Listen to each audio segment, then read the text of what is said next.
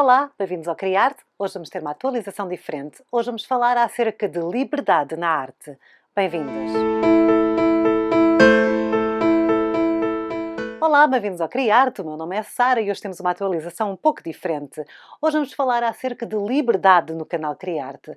O canal Criarte foi convidado para participar no festival Libertarte, que é um festival que visa promover a liberdade em todas as formas de expressão artística. Nós aceitámos e decidimos a hoje partilhar convosco uma pequena reflexão acerca da liberdade. E este vídeo vai ser mais uma conversa informal em que nós vamos refletir um pouco acerca do estado da arte e acerca da busca da liberdade pelos artistas. E este vídeo vai ser dividido em 4 partes diferentes. A primeira vai ser a introdução, depois vamos ter uma segunda parte com uma contextualização mais histórica, que tem a ver com a história da arte, depois vamos fazer mais uma reflexão acerca de quais são os limites da arte e, finalmente, uma última parte em que vos vou propor um desafio.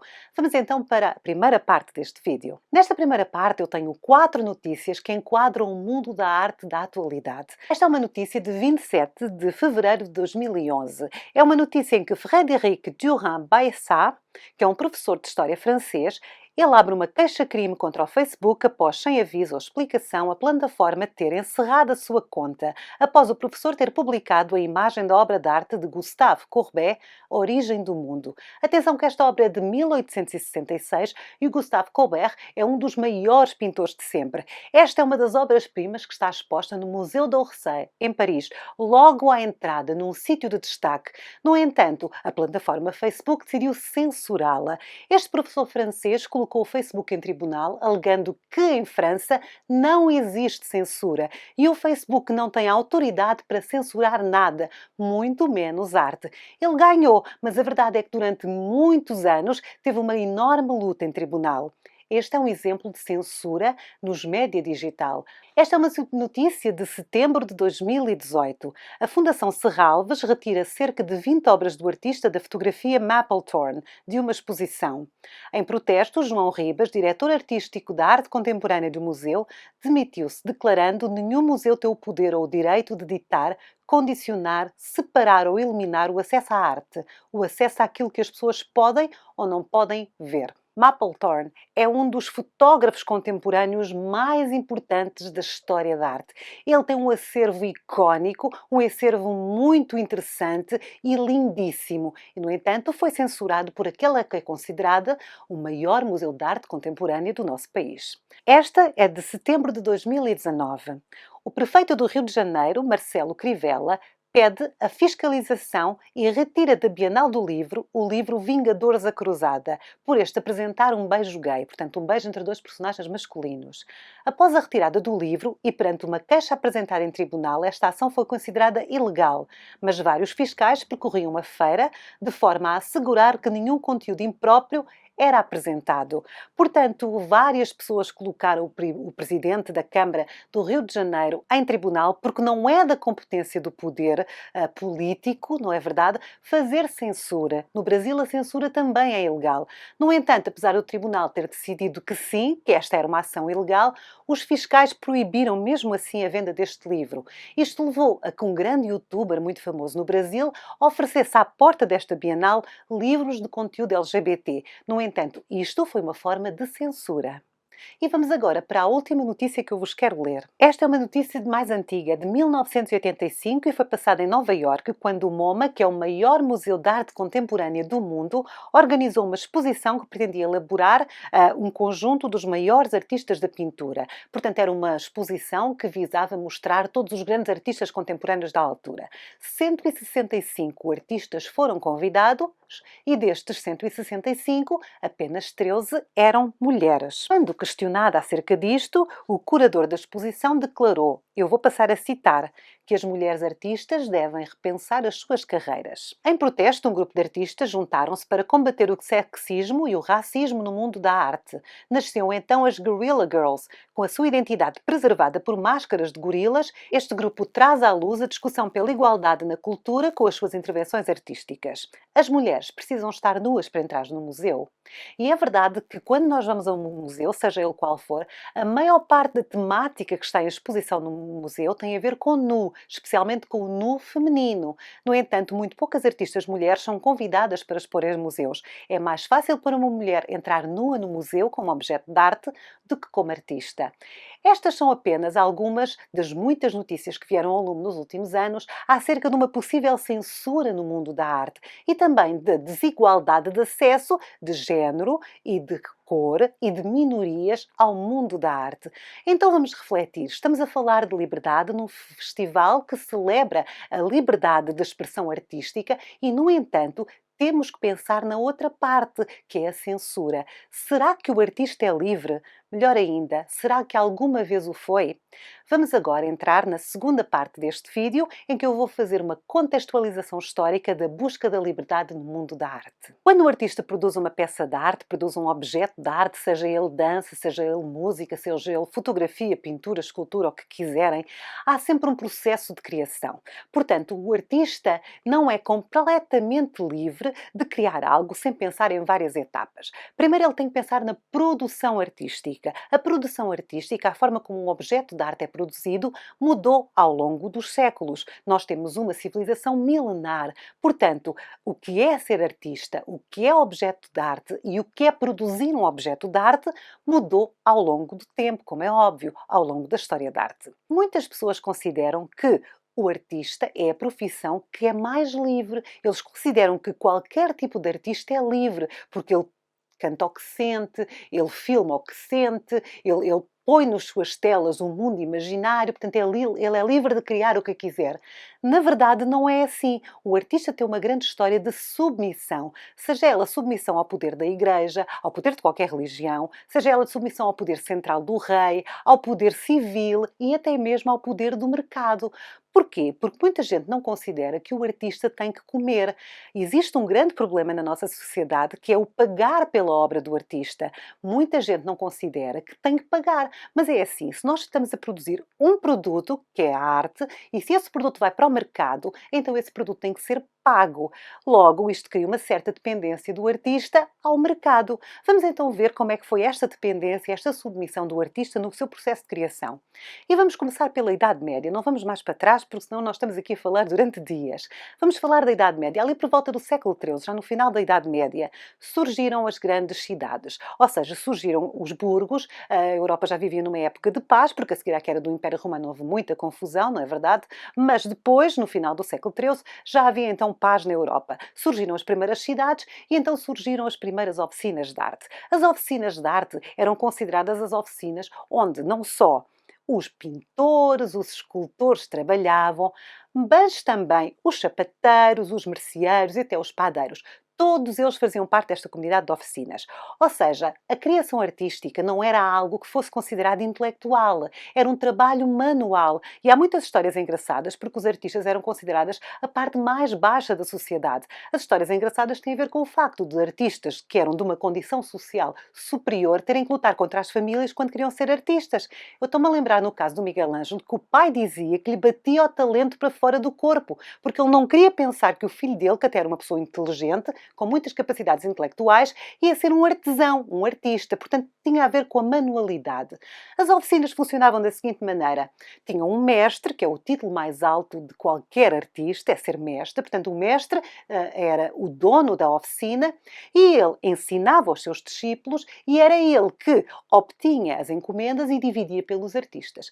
Para ser artista tinha que se fazer um exame final. E esse exame final consistia em fazer uma obra-prima, e é daqui que vem o nome obra-prima. Na verdade, é uma obra de fim de curso, como todos nós fizemos quando acabámos a nossa licenciatura ou assim. A obra-prima significava que aquele aprendiz ia colocar naquela obra, fosse ela uma escultura ou uma pintura ou qualquer outra coisa, ou até um sapato, todos os conhecimentos que ele tinha adquirido. E o mestre ia avaliar, e se realmente todos os conhecimentos tivessem sido bem colocados, ele era então artista. E era assim que funcionava. Esse artista depois trabalhava para a oficina. Era a oficina que lhe dava o trabalho, era a oficina que lhe dava a encomenda e ele pagava uma comissão de cada trabalho que realizava à oficina. Portanto, que liberdade é que um artista desta época tem? Nenhuma, porque ele é submisso à oficina e a oficina é submissa ao poder, normalmente ao poder da Igreja, porque a Igreja era a instituição mais rica desta altura e era a única com dinheiro suficiente para encomendar obras. Por isso é que quando nós olhamos para a história da arte, durante todo o primeiro período da história da arte, nós temos o quê? Imagens de santos, imagens da Virgem, histórias da Bíblia, porque era a Igreja que estava a pagar. Portanto, o pintor não tinha qualquer escolha do tema que ia pintar, nem que tinha qualquer escolha de para quem ia pintar. Não tinha liberdade de criação. Depois, nesta altura, também começam a surgir algum poder central, as cortes. Portanto, começou-se a constituir cortes, os reis estabeleceram-se, tinham muito poder, e isto veio fazer frente às oficinas, porque muitas vezes o rei ia diretamente ao artista e dizia que queria trabalhar com ele. Foi então criado um cargo muito importante na história da arte, desculpem, que é o pintor da corte. O pintor da corte era o pintor que era responsável por pintar o rei e a sua família. Também não tinha muita liberdade, já não estava ligado à iconografia religiosa da Igreja, mas estava ligado à sensibilidade do rei. Portanto, ele retratava o que o rei queria. Se o rei fosse baixo e feiote, ele queria ser retratado como alto, lindo, esguio. O artista tinha que obedecer. No entanto, tinha mais liberdade no sentido de poder aceitar encomendas fora da oficina e fora da corte. Desde a hora que ele pintasse para o rei, podia aceitar outro tipo de oficinas, outro tipo de encomendas. E também tinha sorte, porque recebia uma mensalidade. Portanto, ele recebia uma renda, portanto, era livre, não é verdade? Tinha dinheiro, podia comer, não dependia só dos trabalhos da oficina e podia pintar. Muitas vezes os pintores revoltavam-se contra este tipo de situação. Eu estou-me a lembrar do Francisco Goya, que é um dos meus pintores preferidos. O Francisco Goya era o pintor da corte do rei de Espanha e o que ele fez foi uma subversão no sentido da arte. Ele pintava o rei, sim senhor, mas pintava o rei muito, muito feio. Ele é conhecido por fazer retratos gigantescos da família real espanhola e todos são feios. Ou seja, ele pintava a realidade. Ele também pintou pela primeira vez a crueldade, porque ele era um pintor que viveu numa época conturbada, ele pintava a guerra e os horrores da perseguição e da tirania. Portanto, ele foi-se libertando. No final da Idade Média surge um novo tipo de poder, são as comunas, ou seja, são cidades que se governam a si próprias e o poder deixa de estar no rei e passa a ser um poder civil. O mais importante é a Itália, com cidades como Siena, como Florença e depois como Veneza, que se libertaram, eram cidades-estado e elas tinham o poder civil. Então quem mandava eram os civis. Este poder civil normalmente era uma comissão das pessoas mais importantes da cidade, mas depois prestava contas aos habitantes da cidade. E são estas pessoas que passam então a encomendar a obra de arte. Eles também não usam muito o sistema da oficina, indo diretamente ao pintor, ao escultor, ao artista e encomendam. Aqui o artista liberta-se no sentido de já não ter que pintar só para uma pessoa, mas para uma comissão e às vezes só tinha que agradar uma cidade inteira.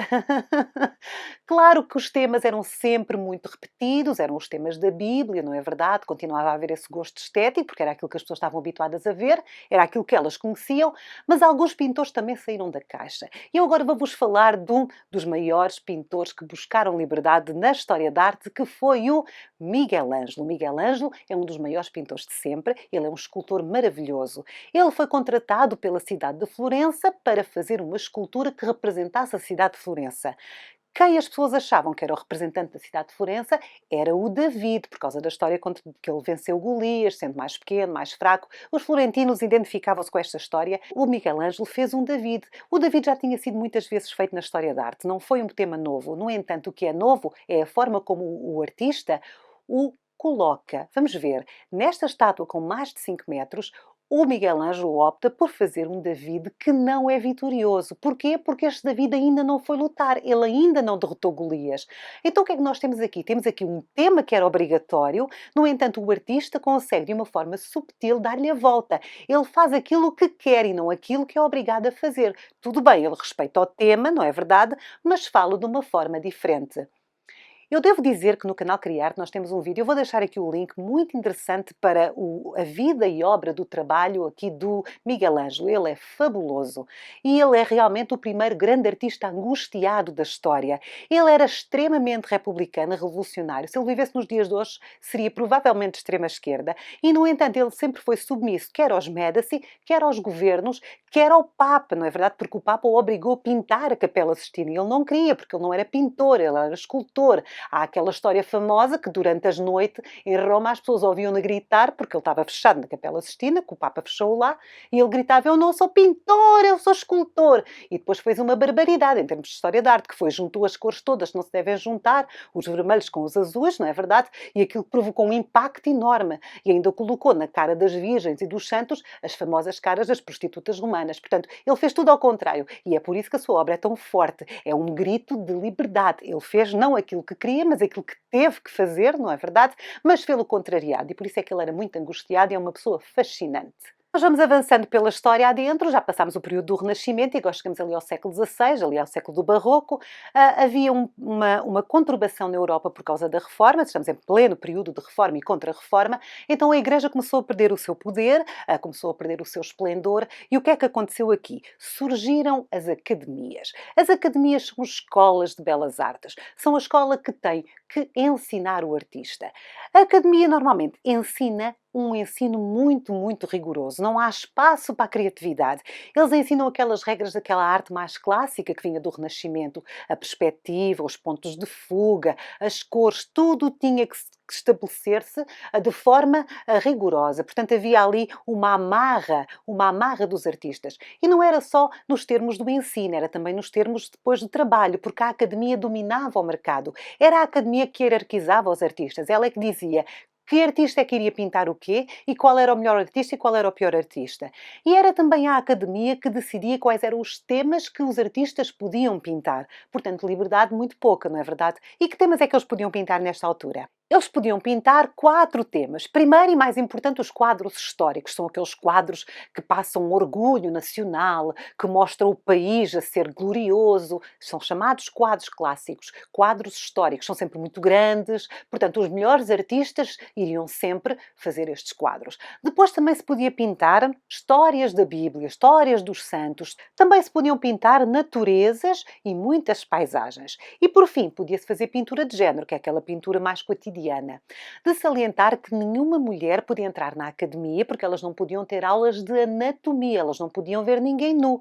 Muitas pintoras se revoltaram contra isto e acabavam por ter aulas de anatomia animal. Então é muito comum desta época quadros de animais, quadros de vaquinhas, quadros de pastos, serem assinados por mulheres. E uma parte muito interessante de tudo isto é que, para além de todo este engessamento que havia à volta da criatividade do artista, a academia também dominava o mercado e o público. O Salão de Belas Artes era onde todos os pintores que faziam parte da academia, que tinham lá estudado, iam expor as suas obras para mostra e depois vendiam-nas. E a academia também era responsável pela formação do gosto do público, porque como a academia detinha o poder de mostrar apenas o que queria, as pessoas só conheciam aquilo. Então os gostos dos públicos foram-se formatando de forma a só gostarem daquele tipo de arte mais clássica.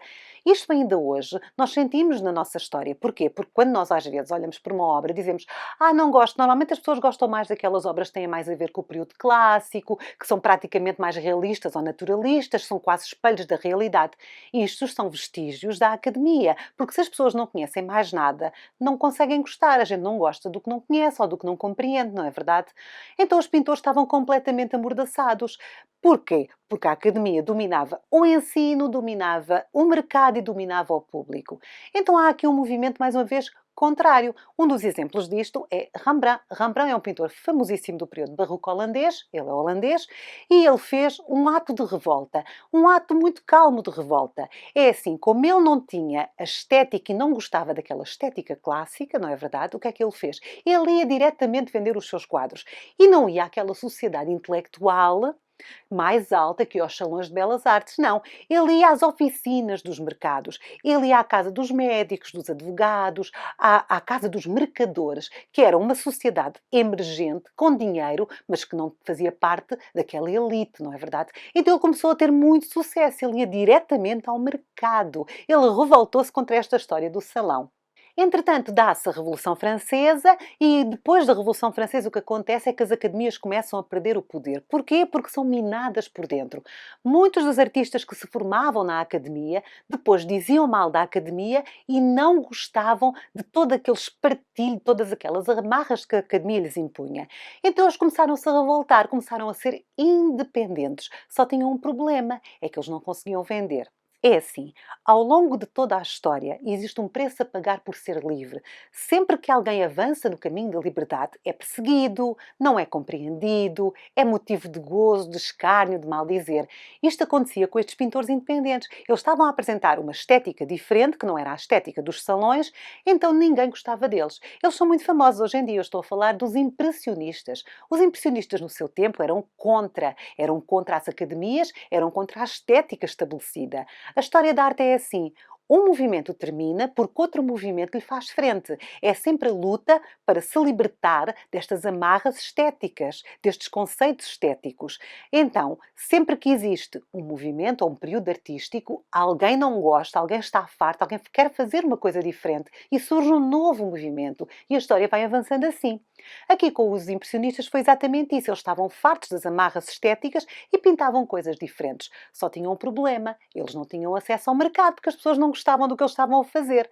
Foi de tal forma grave que depois da Revolução Francesa, o Napoleão III decidiu abrir um salão à parte, porque a Academia não aceitava estes artistas nos seus salões, eles não conseguiam vender e começaram-se a queixar. O Napoleão III disse, tudo bem, eu vou fazer um salão para vocês. Chamou-lhe o Salão dos Rejeitados. Imaginem. E lá foram todos estes pintores independentes expor então os seus trabalhos no Salão dos Rejeitados, que foi muito conhecido porque deu muito que falar, no mau sentido, ninguém gostou. Achavam que aquilo não era arte, as pessoas ficavam escandalizadas. Nós, quando olhamos para estas obras, achamos interessante na altura de terem sido tão rejeitadas, quando nós agora as achamos tão bonitas, tão profundas, porque as pessoas eram livres, eles estavam a pintar a arte pela arte. Eles não estavam a pintar aquela arte baseada na arte, porque a academia, que é um ensino rigoroso, não faz nada de novo. Mas estes artistas não. Estes artistas não queriam que ninguém de fora lhes dissesse olha, agora você vai pintar isto ou aquilo. Não, eles queriam pintar aquilo que eles próprios gostavam. É uma estética própria. E isto era muito ofensivo na altura. Um dos quadros que mais deu que falar foi este que nós estamos a ver. Este quadro é do Manet, que é um dos maiores pintores desta época, e este quadro chama-se Almoço na Relva.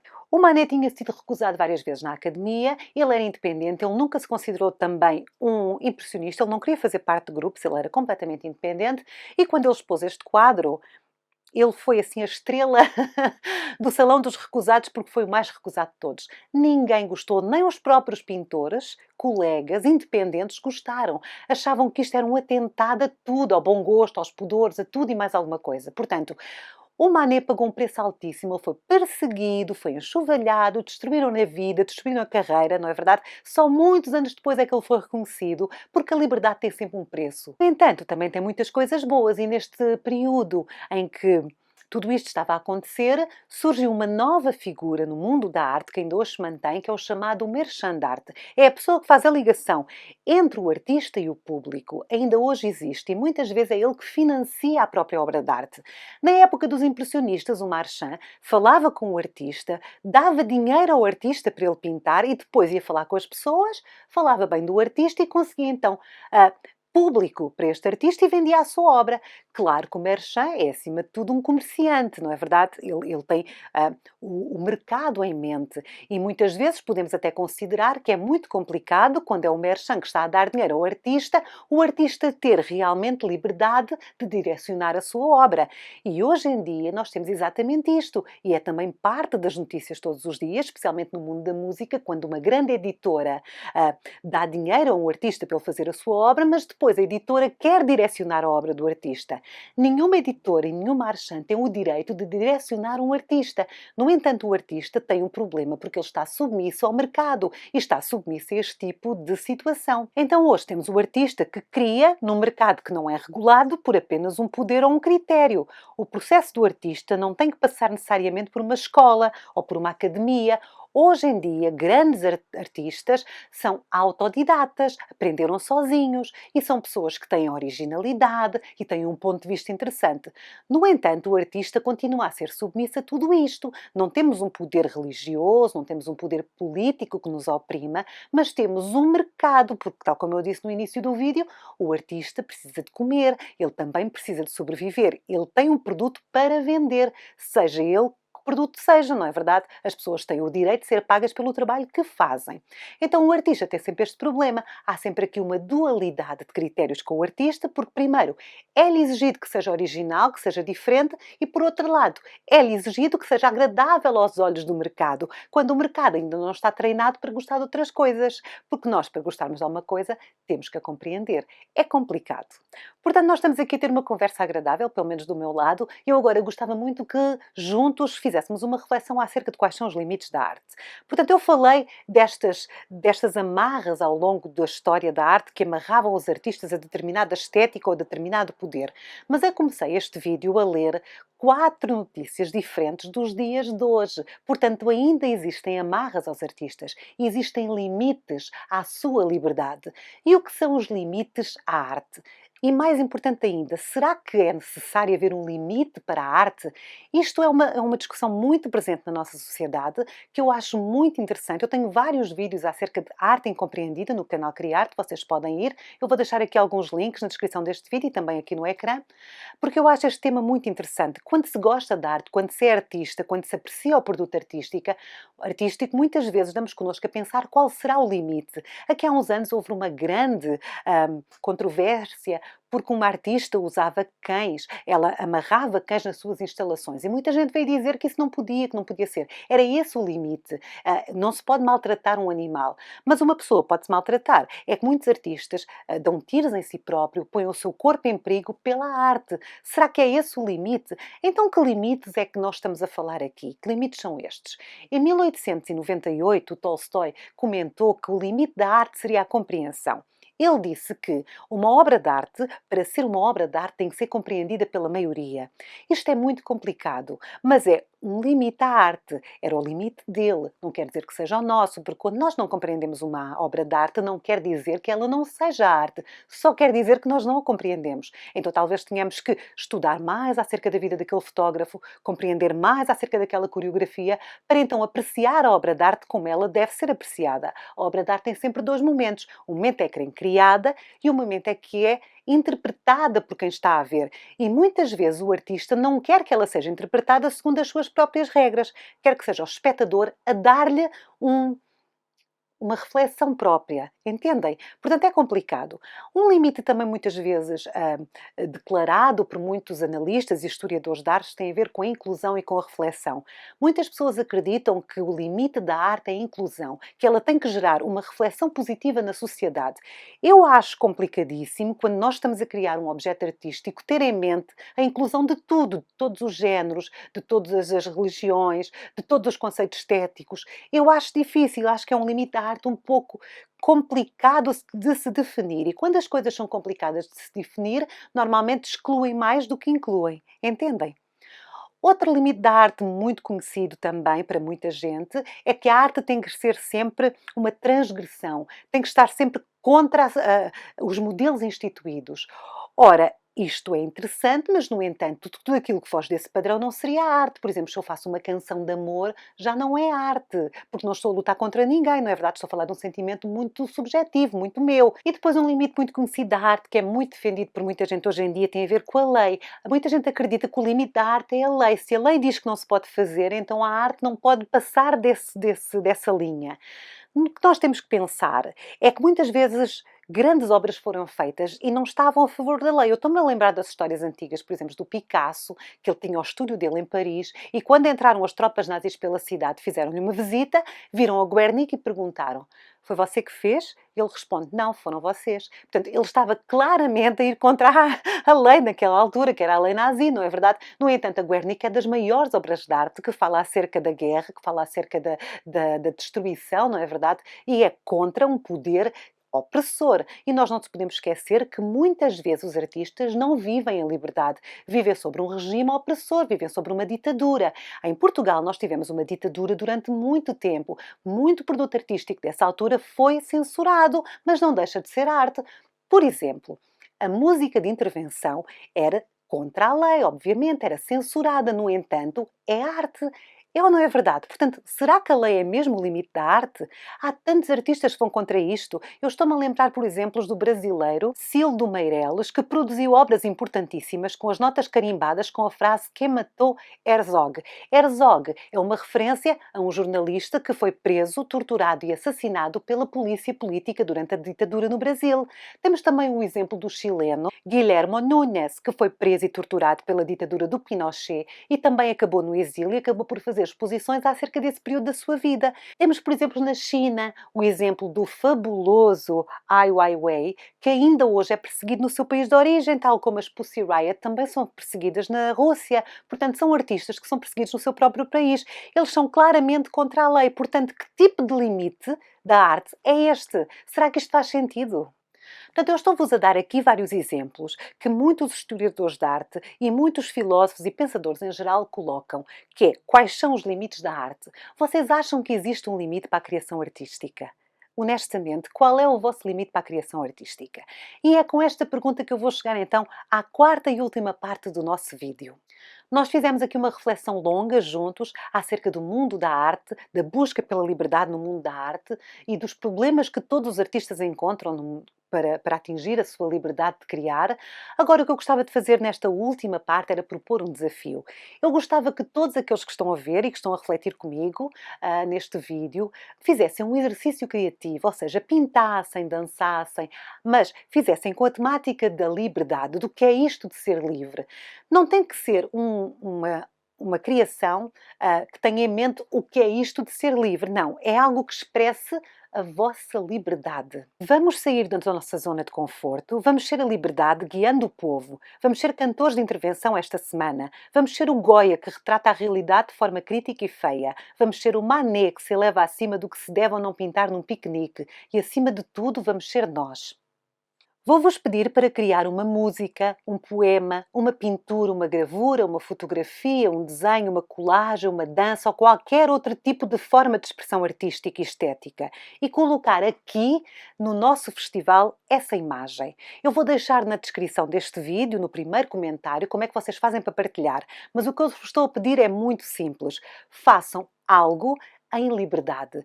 Pintem, cantem, criem qualquer coisa que vos faça sentir livres, sem amarras, porque a arte é feita exatamente para nós nos elevarmos, para nós sairmos da realidade e construirmos uma realidade melhor. E pronto, eu espero que tenham gostado. Eu acho que me estendi um bocadinho, porque normalmente no Criado os vídeos são muito curtos e eu adorei e aproveitei imenso este festival para falar assim de uma forma mais teórica e para contextualizar mais e também para me exprimir mais. É um assunto que eu realmente acho fascinante. Mas vou acabar. Convido-vos a continuar a assistir ao Festival Libertarte, a todas as outras propostas que vão ser colocadas aqui e também vos convido para fazer um gosto e para conhecer o meu canal, o Criarte. Eu prometo que os vídeos são bem mais pequenos. E pronto, por hoje é tudo. Não se esqueçam de ficar em casa, de ficar seguros, de lutarem contra as vossas amarras e de se libertarem. E acima de tudo, fiquem bem. Eu sou a Sara. Tchau!